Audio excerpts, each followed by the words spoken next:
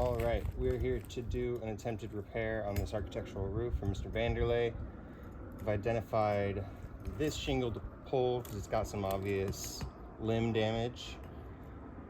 So I'm going to start lifting, kind of identify where it begins and stops, being as gentle as possible using a roof snake to mitigate any further damage, but we suspect this is irreparable just due to the brittle nature of the shingles.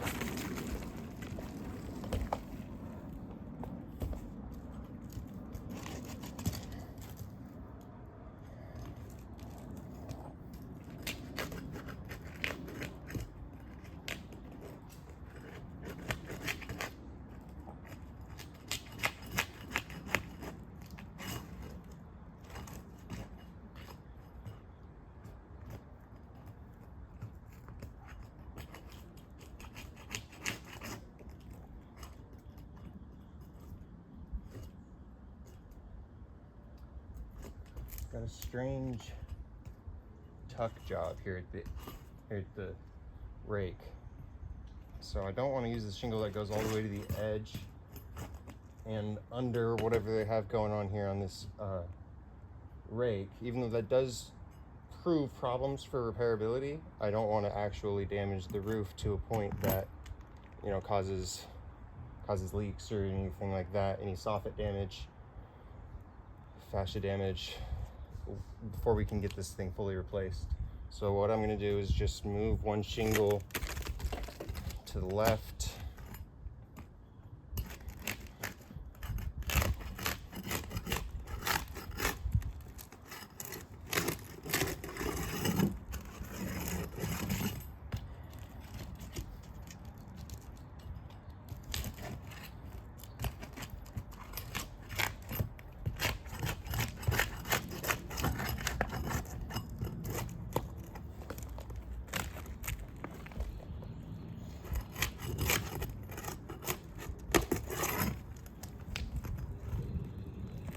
all right.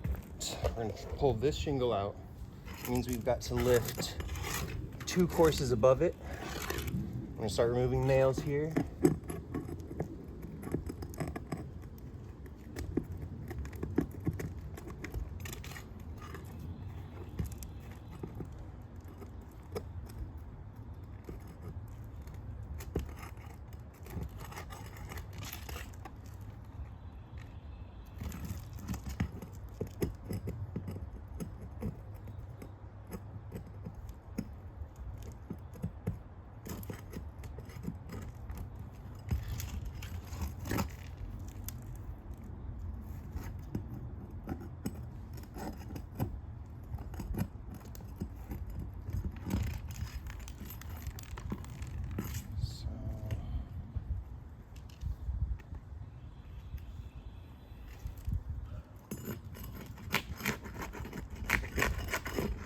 We're having to go over into this shingle a little bit just to get to the fastening for this shingle. So we've already compromised 2. We're gonna have to lift another course here.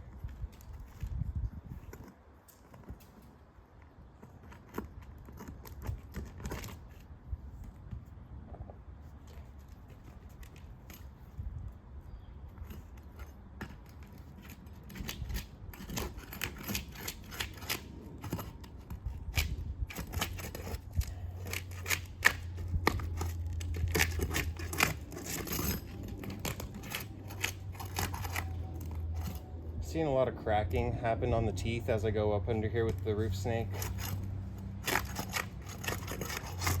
They are lifting pretty easily, but even with the minimal pressure applied from beneath here, we're seeing cracks here and cracking along the edge pretty significantly. It's looking like any and all manipulation to this roof is going to cause damage.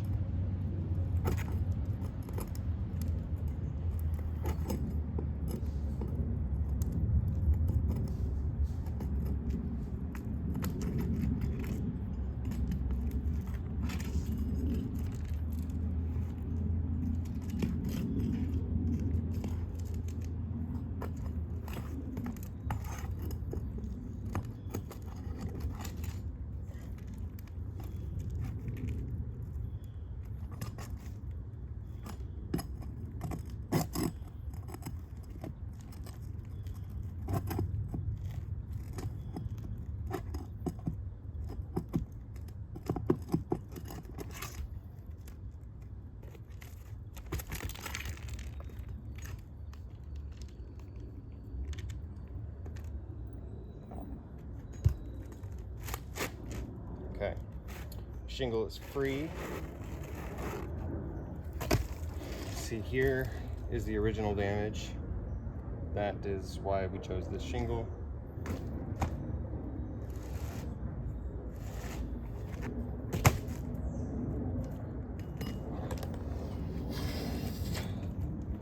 Go ahead and get our new one back in place.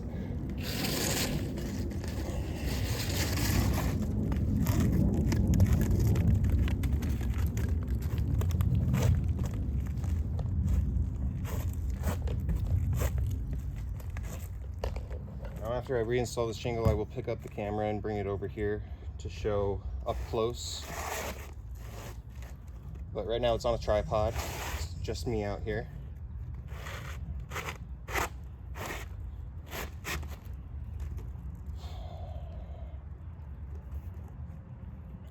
Okay. This will work as a temporary repair. You know, it's going to hold water and whatnot, but there is a size discrepancy here. We have overlap on the shingle. I'm not sure what this is. There's no branding on the strip. So it's either just builder grade generic shingle from long ago or something. It feels very thick and rigid. We'll save it for identification. And we will go ahead and replace all these nails with the roof snake just to avoid having to lift these shingles higher than necessary. The magic number seems to be 45 degrees. You try not to lift past 45 degrees in order to cause any creasing, but you do have to lift a certain degree just to get the nail head in there. As you can see here, we're lifting maybe 3 inches, which approaches 45 degrees, and that is as minimally as it can be lifted.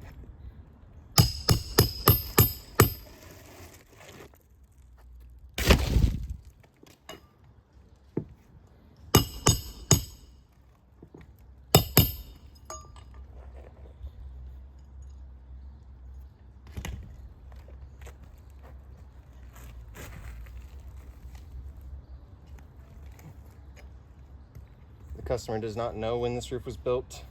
It's definitely old.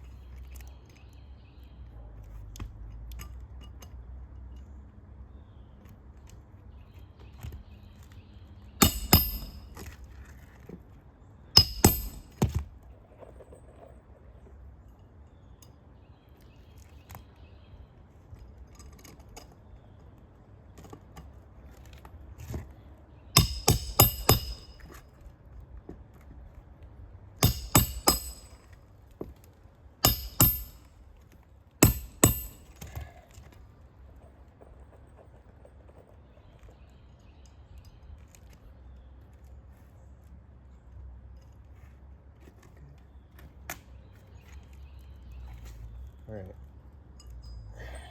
We have all our nails replaced. And I really did that whole process from beginning to end in frame, just so you can see that I did use all proper tools and techniques, and we still ended up with quite a bit of damage here. So I'm gonna pick up the camera and show you.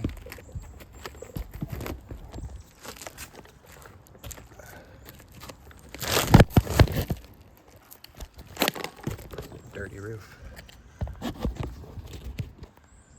All right, so we're seeing cracking here just from, I don't even know what, just rubbing against with the roof snake. We're seeing delamination and cracking occur on these teeth. That's what I was referring to during the video. I was seeing this happen right before my eyes. All this cracking here.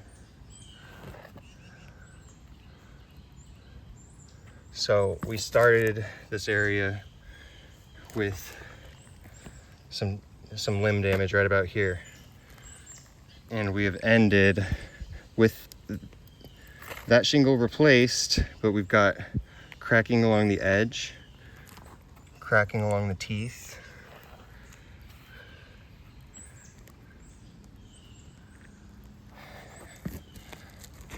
And you've got to consider that,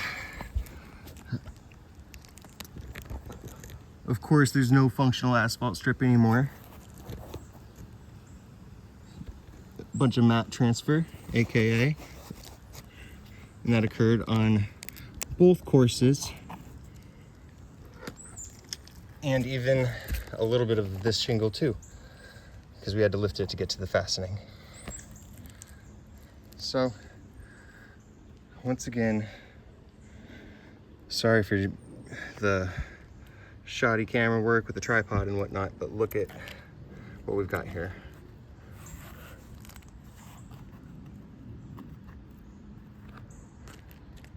Just about touching these things at all is going to cause creasing, cracking, breaking, tearing, mat transfer, you name it.